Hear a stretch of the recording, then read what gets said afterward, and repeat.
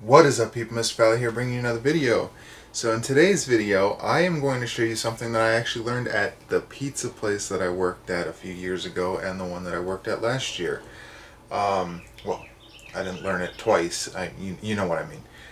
Anyway, it is making Philly cheesesteaks. This is how I was taught. It doesn't mean it's the perfect way or anything, but I just thought I'd make a video and show you guys how I learned it.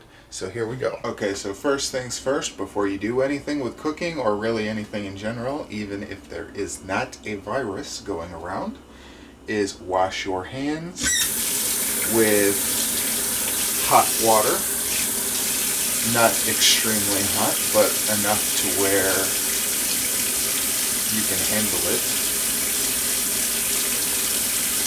And they always say to do it for 20 seconds. You're supposed to do that anyway, no matter if there's a pandemic thingy or not.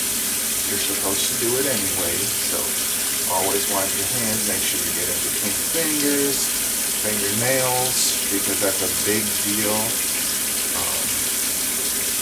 At home, you don't have to wear gloves, obviously, when you make food.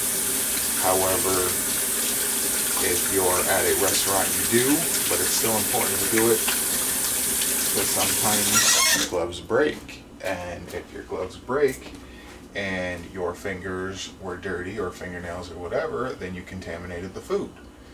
So always make sure you wash your hands before you do any food preparation. Okay, next thing you want to do is you want to grab your materials that you are using for the Philly. So I got my sub bread.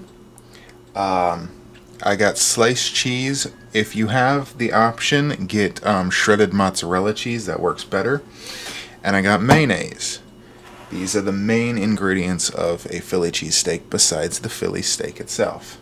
So I already pre-cut it like this. What I like to do is already cut it half.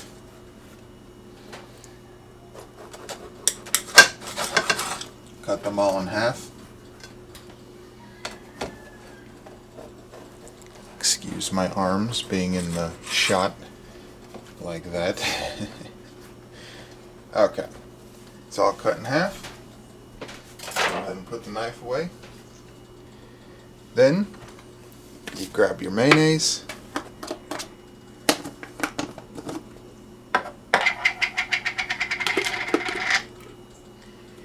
You take it and you plop it on both sides of the bread. This one's actually almost empty. I think I'm going to have to grab the new one.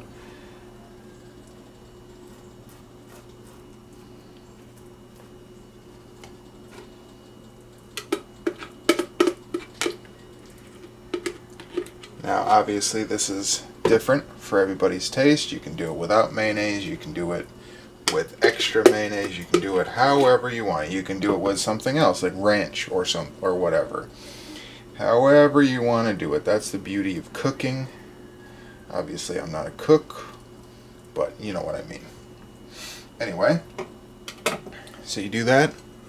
Grab your slice of cheese if that's what you're using. And I like to break it in half and put it like that. And then after the steak goes on, you put it down and you cover it so that the cheese will melt.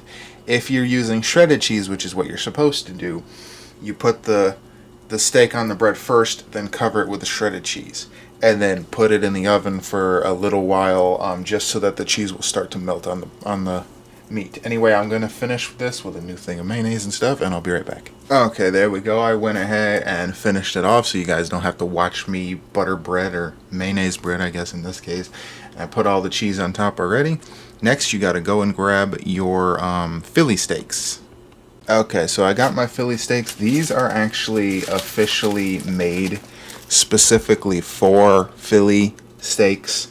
So I'm kind of cheating in this case because most people go to like Walmart and stuff, and usually you can't find stuff like this, like not specifically made for Philly steaks, but you can find meat similar to that.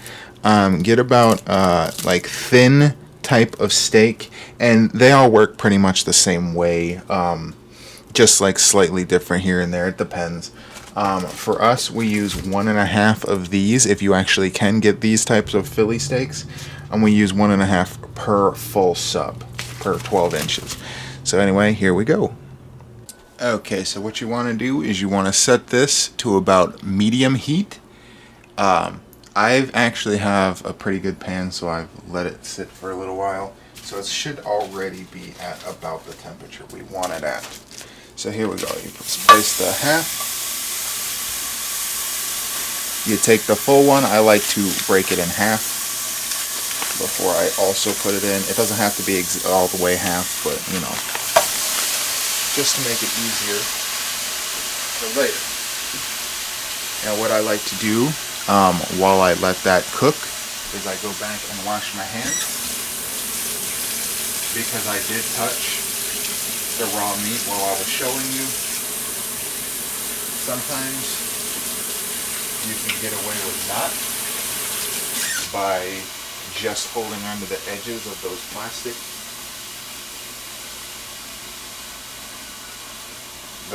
The edges that did not touch the raw meat, I should say.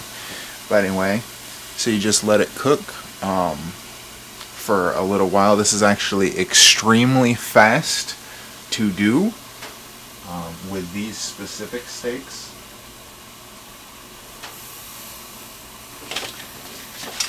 So let me see.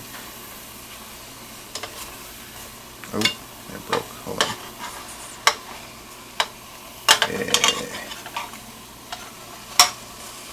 Yeah, see, it's already browning. So I like to flip it over a couple times just to make sure. So now I have a spatula for the next one. Yeah. So it's browning. It's already doing its job. I never put any type of oil or anything if I don't have to. Especially for pans like this, it doesn't need it. The meat itself is enough. It does not stick to the pan, nothing. And this isn't even a non-stick pan. It's a restaurant grade pan, but it's not a non-stick. So I really like that about these steaks. That's why we use these type of steaks. Although most steaks don't normally stick to the pan, now that I think about it, but you know, it depends on the pan. Now, what I do is I will take the spatula. I'll take the, I don't know what they're actually called, but I'll take these and I will just hold it down with the spatula and split it all up.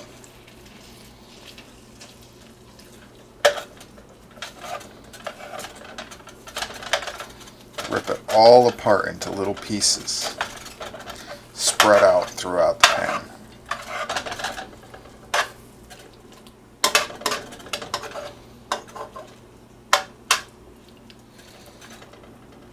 And now, you have a choice. Like, you always have a choice with cooking. Where's my face? I don't know. Oh. You always have a choice with cooking, but this is how I like to do it. I like to actually just keep spreading it around throughout the entire cooking process. Now what you want to do is you want to find any of the red pieces that's left and just flip them over so that the red pieces can cook. These are fully cooked steaks. You need to cook them all the way through. At least in the restaurant, that's what you're supposed to do. You have to always cook them all the way through. There cannot be any bit of pink or red anywhere in the steak.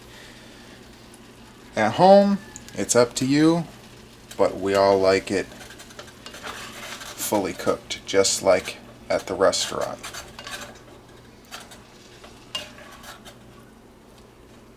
So I'll keep flipping them until every bit of pink is gone. Oh, this one's... Hold on. That's what these things are for, to help flip the pieces that don't want to flip correctly.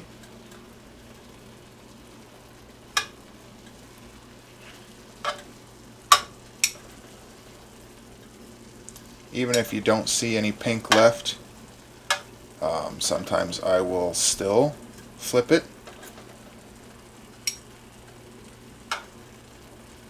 again and leave it for an extra minute or two just to make sure.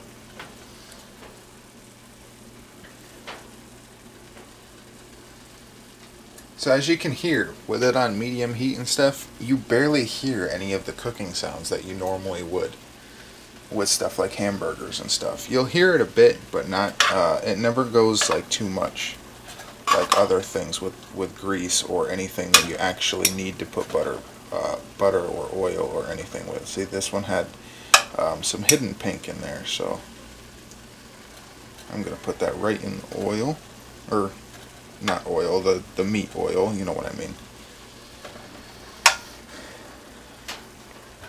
And always make sure the pan's right in the middle of the burner, just in case you're not used to cooking, which I don't cook too much. I don't like cooking. At least not this type of cooking, you know what I mean. So sometimes I will forget that, like when I'm making grilled cheese or something really easy. I don't realize that it's not in the middle until after I flip the grilled cheese and like only half of the bread is cooked. That's always fun.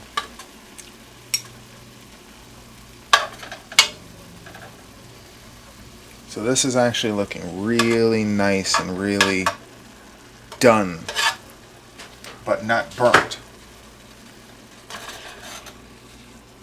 See, it's brown. It's all brown, but none of it is burnt. It cooked very, very beautifully. I don't know how well you can actually see it on the camera, but it cooked very beautifully. And I do not see any bit of pink left.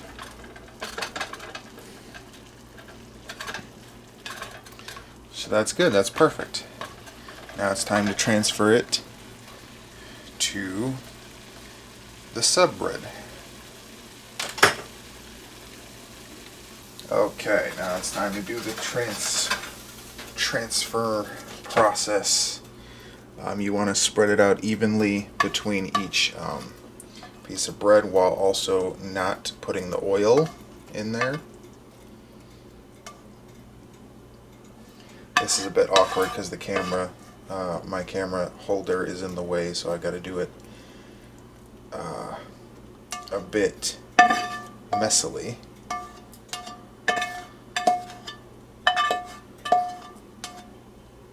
There we go. And pick up any stragglers that completely miss the bread. Like I said, the camera thing is in the way, so okay. So that's about good. And then you can add any toppings you want. We don't actually have any right now. So this is actually the complete process for us. But a lot of people like to add onions or green peppers and stuff, as well as add lettuce or tomatoes after it's done.